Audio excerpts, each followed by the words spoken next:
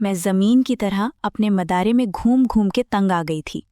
मेरे आका ने मेरे कदमों के आगे लकीर खींच दी थी और मैं उसकी जरखरीद लौंडी उस लकीर से आगे जाने की जरूरत नहीं कर सकती थी। बगावत की सोच भी मेरे बदन से खाल उतरवा सकती थी। वो मर्द था, उसे सब कुछ माफ था। अय्याशी तो उसका हक था। मैं पहले जिस घर में रहती थी वहां के मर्द अपना मिजाज दिखाते थे, फिर उन्होंने मुझे एक दूसरे मर्द के साथ रुखसत कर दिया।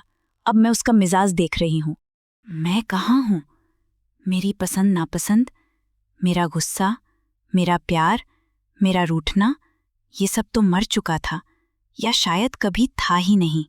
मेरी माँ ने समझाया, तेरा शौहर तेरा मालिक है, उसके कदमों में फर्श की तरह बिछ जा। और मैं हुक्म की तमील करते हुए बिछ गई। वो रोज मुझे अपने कदमों तले कुचलता और उफ करने की इजाजत भी न थी। 8 साल गुजरने के बावजूद भी खुदा ने मुझे औलाद की दौलत से न नवाजा था। बिना जांचे परखे मुझे बासानी कसूरवार ठहरा दिया गया। बांझ होने का मेडल भी मेरे माथे पर चिस्पा कर दिया गया। सोने पर सुहागा ये कि मेरी भूरी आंखें मेरी खूबसूरती नहीं बल्कि बेवफाई की अलामत थीं। बकौल मेरे मजाजी खुदा के, भूरी आंखों वाली औरतों पर एतबार नहीं करना चाहिए, बेवफा और धोखेबाज होती हैं। खुदा बेहतर जाने मुझसे पहले वो कितने तजर्बों से गुजर चुका था, मगर मेरे लिए शक का कीड़ा उसकी खोपड़ी में किलबिलाता रहता था। वो जितनी देर घर में रहता, मैं हालाते इम्तिहान में रहती। उसकी आवाज़ मेरे कानों में ऐसे चुभती जैसे दीवार पर नाखून रगड़कर कोई चूना खुरच रहा है। खुदा की मेहरबानी ये थी कि सास नंदों के झंझट से आज़ाद थी, मगर छुट्टी के रोज़ मेरा शौहर मेरी सास और ननद बन जाता था। बावर्ची खाने की सफाई पर देर तक सुनाता, रोटी के मोटे कोने दिखा दिखाकर सैकड़ों ताने देता। वो एक कपड़े की मिल में काम करता था। खुदा को मेरी आज़ादी मंजूर थी। हुआ कुछ यूं कि मेरा शौहर सलीम, जिस कपड़े की मिल में काम करता था, उस मिल का मालिक दिवालिया हो गया, मिल बंद करनी पड़ गई। सलीम 20 रोज तक तलाशे रोजगार में मारा मारा फिरता रहा, मगर कहीं कोई काम न मिला। सलीम के मिल के ही 5 दोस्त काम के सिलसिले में फैसलाबाद जा रहे थे। क्योंकि फैसलाबाद में कपड़े की बहुत बड़ी सनत है, लिहाजा वहां काम मिलना मुश्किल न था। सलीम भी दोस्तों के साथ फैसलाबाद जाने के लिए राजी हो गया। अब मेरा मसला था, माँ बाप मुझे रखने को राजी न थे और मैं खुद भी वहां रहना नहीं चाहती थी। सलीम ने आज तक मुझे कैद में रखा था। वो नहीं चाहता था कि मुझे अपनी मुट्ठी से आज़ाद करे। मालिक के लिए पट्टे से बंधे वफादार कुत्ते को आज़ाद करना बहुत मुश्किल होता है, और वफादार भी ऐसा जो हर हुक्म पर दुम हिलाए। तय ये पाया कि मुझे इसी घर में रहना होगा। बिला ज़रूरत घर से निकलना सख्ती से मना भी था। महीने के आखिर में सलीम एक चक्कर कराची का लगा जाएगा। पैसे और ज़रूरत की अशिया महीने के आखिर में वो घर में ही फराहम करेगा। मुझे बाहर निकलने की इजाज़त न होगी। बहुत मजबूरी में सिर्फ डॉक्टर के क्लिनिक जाने तक की इजाज़त मिली। तमाम शराइत लागू करके सलीम फैसलाबाद के लिए निकल खड़ा हुआ और मैं घर में अकेली रह गई। ये एक नई आबादी थी, इसलिए बहुत कम घर आबाद थे। ज़्यादातर खाली प्लाट और ताला लगे मकानात थे। ये घर भी 2 कमरों, सहन, बाथरूम और किचन पर मुश्तमिल था। सलीम सामने के मकान वाली बड़ी बी को मेरी जासूसी पर लगा गया था। चंद दिन तो मैं खाली घर में बौखलाई बौखलाई फिरी, फिर मैंने भी मसरूफियत ढूंढ ली। कमरे की पिछली खिड़की रोड की तरफ खुलती थी, मगर सलीम ने ये खिड़की कभी न खोली थी। खिड़की खोलना तो दूर की बात, मैं तो इरादा भी नहीं कर सकती थी। सलीम के हाथ की मार से ज़्यादा तकलीफ देह उसकी ज़बान की मार थी। खैर, मैंने खिड़की खोल ली। ताज़ा हवा का झोंका मेरे चेहरे से टकराया। अरसे बाद ताज़ा हवा ने मेरी रूह को तसल्ली बख्शी। इस कैद में रहते हुए मैं किसी दूसरे शख्स का चेहरा देखने और आवाज़ सुनने को तरस गई थी।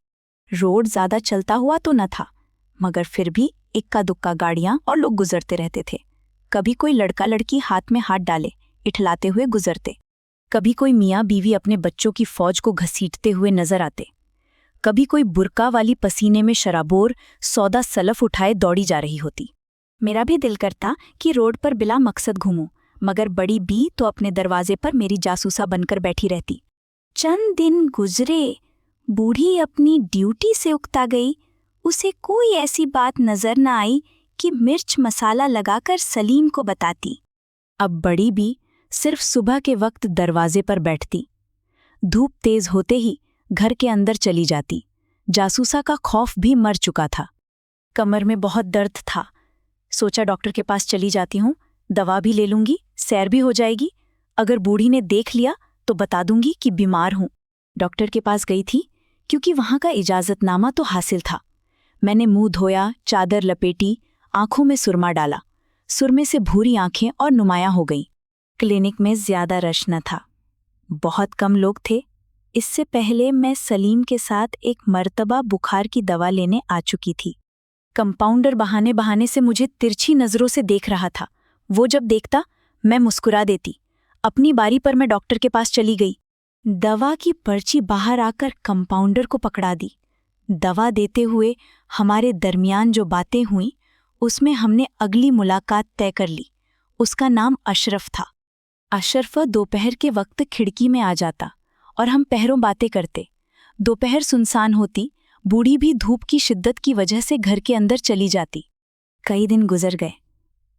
इस दौरान सलीम भी आया और 2 दिन रहकर वापस फैसलाबाद चला गया। ये 2 दिन बड़े भारी गुजरे। यही खौफ रहा कि सलीम अशरफ के बारे में न जान जाए। अशरफ को मैं बता चुकी थी कि जितने दिन खिड़की बंद देखे वापस चले जाना। सलीम के आने से एक दिन पहले ही मैंने खिड़की अच्छी तरह बंद कर दी थी। मेरी प्लानिंग बहुत उम्दा थी। सलीम को जरा शक न हुआ। सलीम बड़ी बी से मिलकर भी मुतमिन हो चुका था।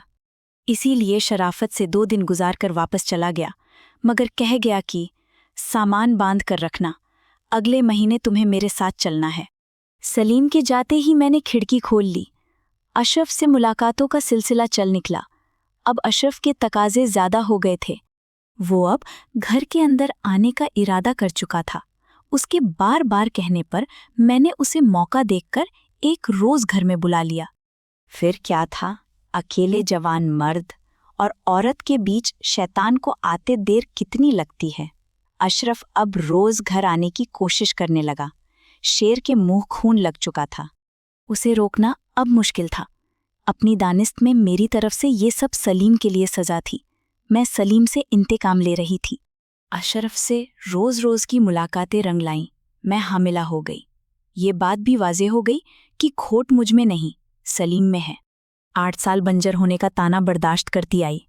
दिल में तेजी से ये ख्वाहिश उभरी कि सलीम का गिरेबान पकड़कर उसे बांझ होने का ताना दूं, मगर उसका अंजाम सोचकर झुरझुरी आ गई।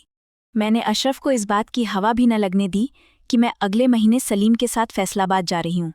रही सामान बांधने की बात, तो सामान ही क्या था। चंद जोड़े मैंने बैग में ठूंस चुकी थी। महीने का आखिर करीब आया तो मैंने खिड़की बंद कर दी। 2 दिन ही गुजरे थे कि सलीम की आमद हुई। मैंने सलीम को ये न बताया कि मैं हामिला हूं। मुमकिन है कि वो मुझे इतनी दूर का सफ़र करने की इजाज़त न देता। मैं अगर यहाँ रुकती तो अशरफ भी बाखबर हो जाता। मैं ये बच्चा किसी तौर खोना नहीं चाहती थी। सलीम 2 रोज़ रुका। तीसरे दिन हम मकान में ताला डालकर फैसलाबाद के लिए रवाना हो गए। यहाँ सलीम ने किराए का घर लिया हुआ था। मैंने यहाँ आकर सलीम को अपनी खराबी तबीयत का बताया। सलीम मुझे करीबी डॉक्टर के ले गया। डॉक्टर ने मेरे हामिला होने की तस्दीक कर दी। इस खबर ने सलीम को बिल्कुल बदल कर रख दिया। वो मेरा बहुत ख्याल रखने लगा। हर शाम काम से आकर मुझे कहीं न कहीं घुमाने ले जाता। वक्त पूरा हुआ और मैंने एक बेटे को जन्म दिया। बच्चे की शक्ल ओ सूरत अशरफ और मुझसे मिलती जुलती थी। सलीम बच्चा पाकर बहुत खुश था। वो पराई औलाद को दिल ओ जान से चाहता था। वो जब भी बच्चे को गोद में लेकर प्यार करता, सीने से लगाता, तो मेरे दिल में तसल्ली सी उतर जाती। मैं दिल में सोचती, सलीम साहब, ये है औरत का इंतकाम जिससे आप बेखबर होकर सारी जिंदगी खुद को आज़ाद ना करा सकेंगे। अब इस नई खिड़की को मैं कतई बंद न कर सकती थी।